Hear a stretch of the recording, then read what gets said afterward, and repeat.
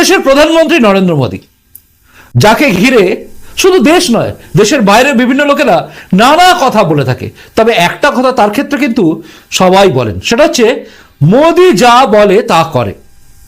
আজ আরো একবার এই দেশের মানুষ স্বীকার করবে যে মোদীজি যা বলেছিলেন তাই করে দেখিয়েছেন। গতকাল একটি অনুষ্ঠান, যে অনুষ্ঠানটা হয়তো ব্রেকিং নিউজ হিসেবে এই রাজ্যের বিভিন্ন মিডিয়া দেখাতে পারতো বিভিন্ন ছোট ছোট চ্যানেলও, কিন্তু কেউ দেখালো না। কারণ মোদী ব্যাপারটাকে বা মোদীজির কাজকে ছোট করে দেখিয়ে সবকিছুকে ঢেকে দেওয়ার একটা চেষ্টা বা অপচেষ্টা এই দেশের মধ্যে বিভিন্ন প্রান্তে হয়। তার মধ্যে অন্যতম হচ্ছে পশ্চিমবঙ্গ, কেরালাতেও হয়, আর আপনি জানেন বিভিন্ন জায়গায় যেখানে বিজেপি শাসিত রাজ্য নয় সেখানে এটা হয়। কিন্তু আমি আপনাদের সামনে নিয়ে আসছি সেই ঘটনা, যে ঘটনাটা আপনাকে কিন্তু বলতে বাধ্য করবে যে হ্যাঁ, মোদীজি আবার 2029-এর জন্য জায়গা পাকা করে দিলেন বিজেপির। কেন বলছি, কি জন্য বলছি, সবটা নিয়ে এই মুহূর্তের রুদ্রবার্তা।